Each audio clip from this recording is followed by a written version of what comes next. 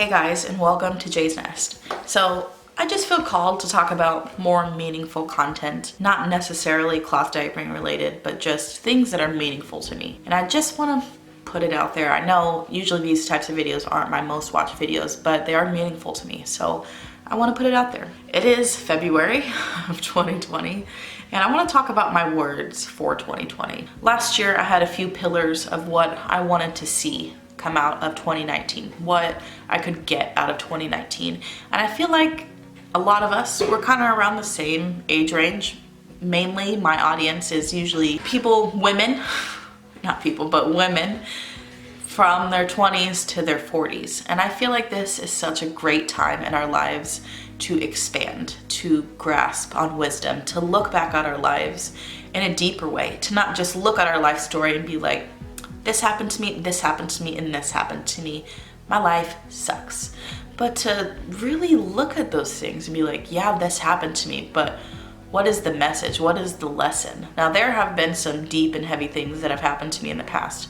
And sometimes those things need to come with forgiveness. Healing is not an easy thing, and I'm not going to tell you how you need to heal. I feel like we all need to heal in different ways.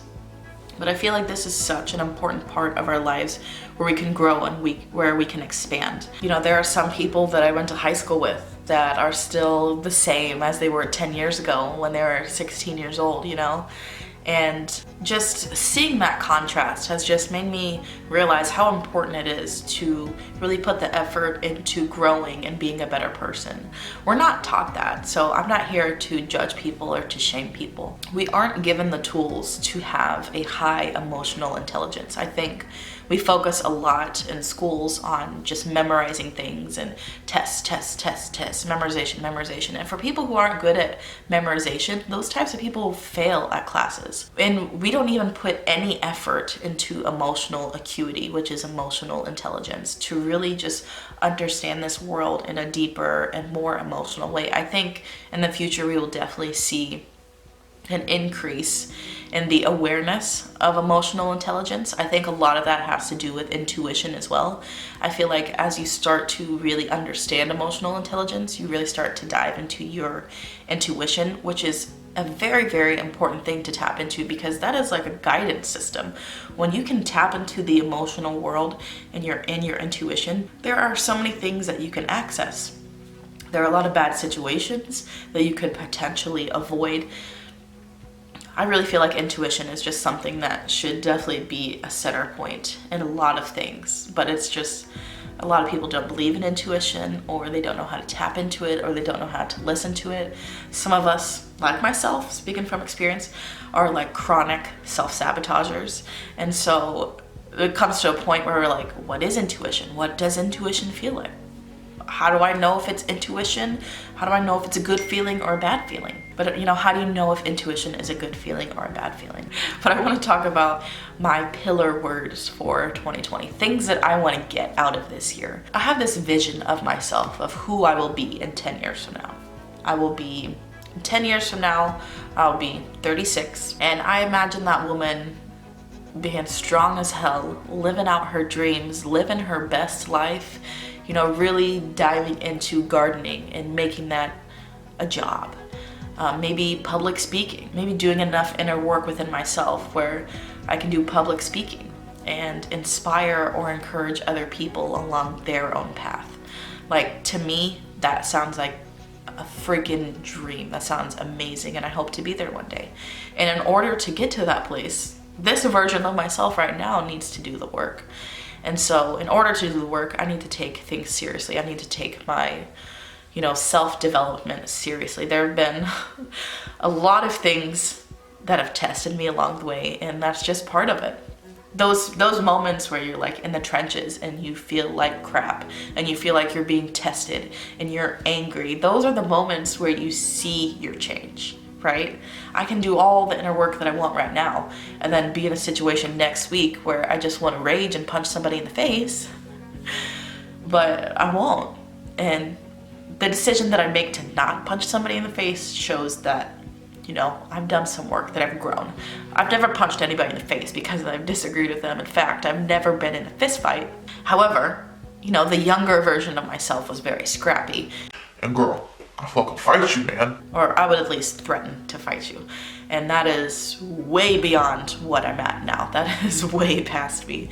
However, it's cool to see that growth. It's cool to see 16-year-old me versus 26-year-old me and how we differ. But also to not hate on her so much, because that version of me is still me, you know? I don't want to hate previous versions of myself because I was doing the best that I can. I was coping with life the best way that I could. And unfortunately, like I said earlier, we're just not given the correct tools to cope. I think as a species, as a whole, the way that we evolve, I think we would evolve so much more if we were taught as children how to cope with stress, anxiety, depression, trauma, abuse, because a lot of us do come from homes with some of those things. But my words this year for 2020, my first one is nurture. I haven't spent enough time nurturing myself. I do nurture myself, and I feel like self-love and self-care, my hula hooping, meditation, I feel like that's all self-care in a way, but I still feel like I need to nurture myself a lot more, not only just physically but also emotionally.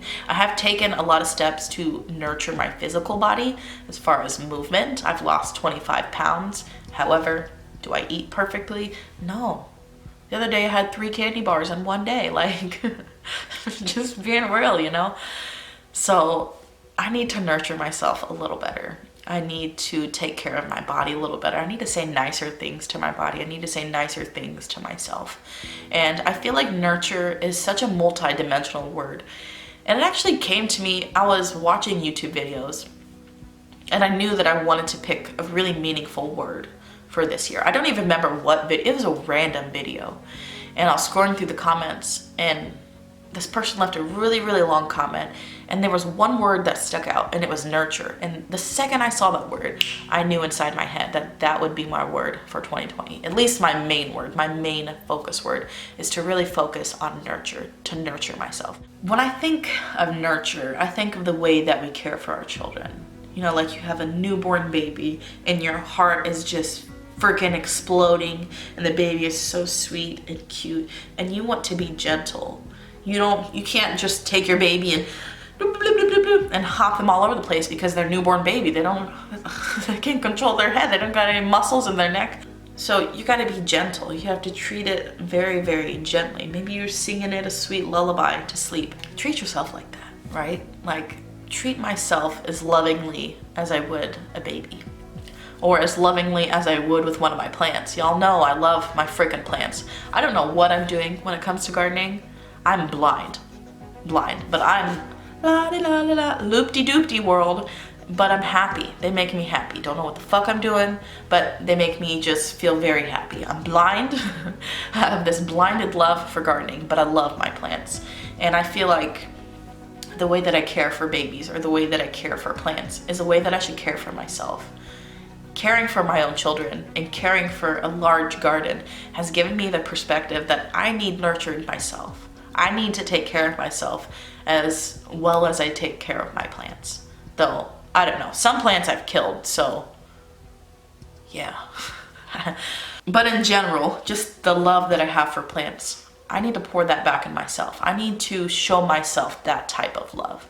So for me, nurturing can be action-based as far as like moving my body, feeding my body, or just an emotional thing, loving my body, nurturing my body in an emotional way, like having an emotional connection where I feel like I love my body, where I feel like I love myself. And I feel like I really do need to get to a place where I love myself more. I've come a long way since I was younger. I used to really hate I'd look in the mirror and I would tear myself apart. I would cry almost every day. I would have meltdowns. If I had to leave the house, I would get dressed like 7 times and sit on the floor and just cry because everything made me look fat and I was ugly and people would judge me.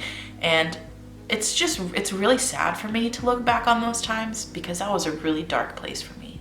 And I don't ever want to be there again. I don't want to ever look at my body like that. I don't want to ever have those thoughts where I just don't feel like I'm good enough. And I've really worked past a lot of those thoughts. However, I'm not perfect. So I'm not on the floor melting down like I used to, but there are times where I just don't feel great about the way that I look or the way that I am. And I want to nurture myself more on the inside because I feel like the more work that I do on the inside, in my emotional world, the more it pours out into my physical world. So the more that I work on myself emotionally, my whole outside world changes. So it's not necessarily that I have to change my body and lose 70 more pounds. It's just that I need to work on my emotional self and getting myself up to par and just understanding that I am on a weight loss journey. I've lost like 25 pounds, but I shouldn't focus so much on that. I've really struggled with that this past year. Been very transparent about that on Instagram.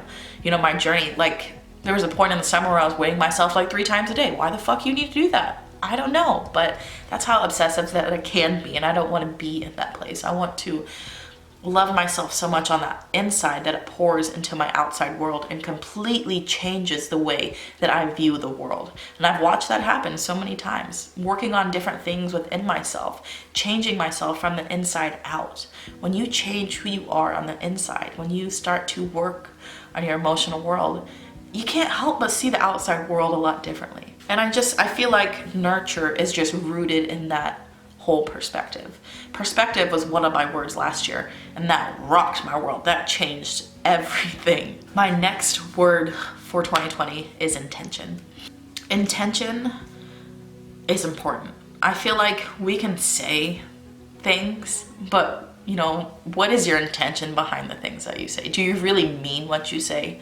So for me, intention is just making what I say meaningful, making what I say true or helpful, or I don't know, just filling my words with life, filling my actions with life, making everything that I do be intentional, you know, living it soul-filled, living it heart-filled, just being in the moment and being intentional with just who I am. I feel like some of the most wise people in this world are people that live with deep intentions.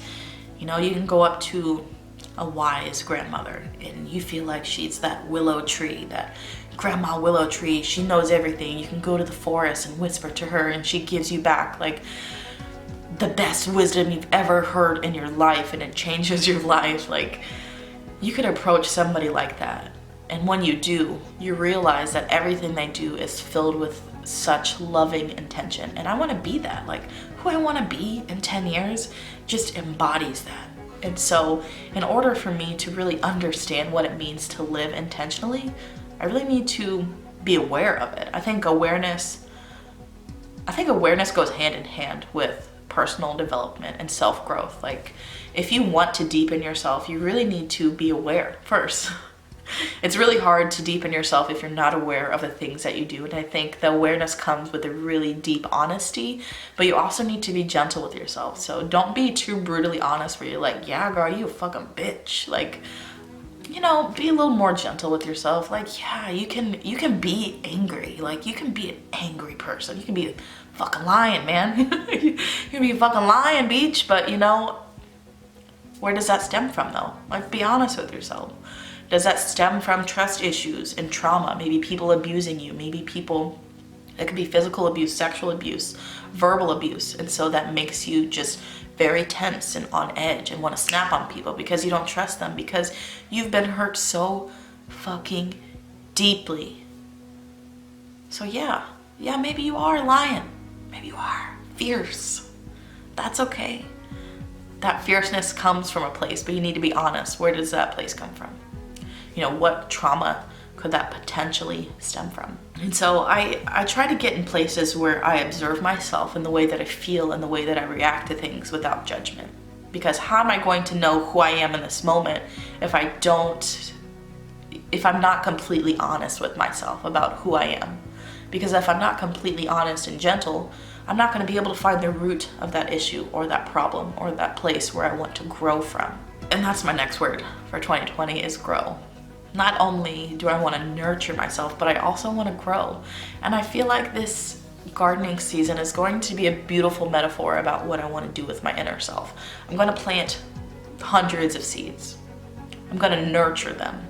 I'm going to put intention into them to grow, to, you know, reach their fullest potential. And then they're going to grow. And that's really, I'm a fucking plant this year. My goal is to just be a plant, to symbolically nurture myself as I would my garden.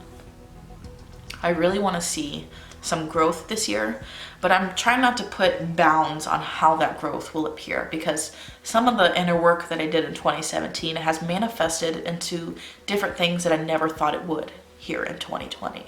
And so all the intention and the nurturing and the growing that I'm doing this year is going to feed into something different that I'm not even going to be able to fathom in 3 years from now and in 10 years from now, you know? And I guess my last word for 2020 is playful. I want to be more playful.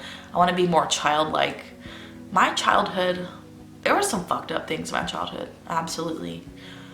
But there were some beautiful things in my childhood, some amazing things. Who I was when I was a child, like, I would love to be her. I look at her with so much inspiration. Like the kindness that she had, the forgiveness that she had, the playfulness that she had. Just that spirit of being a child, just embodying what that meant. That's what I want to do for 2020. I want to be more playful. I have some big goals for 2020. So like I want to learn an instrument. Right now I am playing a cajon drum. I thought it was called Cajun, but after watching a few YouTube videos, it's called a cajon drum. I really love playing the drum. Not really good at it right now, but I'm still learning. And it's a very beautiful instrument. You can get out a lot of rage, a lot of anger, a lot of emotion, that fiery essence. I have a lot of that in me right now. I don't know what it is about this season, or it's freaking full moon right now, maybe, I don't know. But I feel a bunch of like intense energy, which essentially could be rage. And sometimes it comes out as rage, but also it can be like this intense fiery thing where I work out and I'm feeling fire and I feel strong. It's weird. It's cool to channel emotions like that, to channel my anger into a different way, to let myself express anger, but it comes out as just this intense, confident energy. It's really cool. It's why I like to dance and hoop dance and play with the drums, because it helps me channel all of that inner stuff. I have a fucking lion in me, like roaring. Like there's just a lot of pent up rage. Anger is one emotion that I haven't really enjoyed feeling over the years. It comes with a lot of shame. Anger in my life also comes with a lot of trauma. And so feeling it definitely triggers me in a lot of ways that I still don't quite understand. And so being able to use physical modalities, maybe like cardio, I got a stair stepper. So every few days I get on my stair stepper and I use that. That helps out a lot. I like to hula hoop and I like dance and play the drums. I just feel like that's a healthy way for me to channel all of that pent up anger, because for a long time I've wanted to avoid the feeling of being angry or suppress it, or oh, that's not a good feeling, I shouldn't feel that, or I should feel ashamed of feeling that, or it triggers me because of certain traumas that I've had with anger. So there are just a lot of things encompassing this year that I really, really want to hone in on and I really want to grow from. And I keep dreaming. I just have this vision in my head of who I am in 10 years from now. And I keep dreaming of her. And I just can't wait to be that version of myself. Well, I mean, I can't wait. I need to wait, because this version of myself just isn't ready to live up to that standard. You know, I have self-doubt issues. I have self-esteem issues. I have abandonment issues. There are a lot of things that I need to work through this year and the next 10 years. My whole life, let's be real. I feel like the work is never done, right? I feel like for as long as I'm alive, there's going to be work that needs to be done. I'll end it here. If you watched it to the end, I appreciate it. I hope that you guys can pick out some words for your 2020. I really hope that you can jump on this train with me of self-development and self-growth, and, you know, be honest with yourself. You know, like, you know, don't be brutally honest, but, you know, be gentle with yourself. Be honest with yourself. Who do you want to be in 10 years from now? Do you even have that plan? Who do you want to be next year? What inside of you do you want to work through? Or do you just want more awareness? Maybe you don't have awareness about what's going on within you, and you're You want to step into personal development or self-growth, but you don't know where to start. And the awareness scares you because there's just a lot of trauma from your past that you're gonna have to jump into. And maybe therapy is going to be a good thing for you if that's something that you're really scared to dive into, or you have suppressed a lot of memories, or you just don't remember your past, or you don't remember your childhood. A lot of the traumas actually hide within that area of not remembering. There's a reason why we don't remember a lot of things. Sometimes it's just because our brain doesn't find the information important, but other times it's because we went through such hard things that our brain just doesn't want to relive those things and it suppresses it. There have been so many memories from my past that I have suppressed, both good and bad. And we hold a whole lifetime worth of memory inside of us. And according to epigenetics, we also hold memory in our DNA of our ancestors as well, which that in itself is fascinating too, but that's a talk for another day. All right, guys, that is it for today's video. I hope you guys consider choosing some words for 2020 to live by, or to just kind of play around with things that would be meaningful for you to be aware of this year. All right, guys, that is it for today's video. Thank you for watching until the end. I'll see you next time.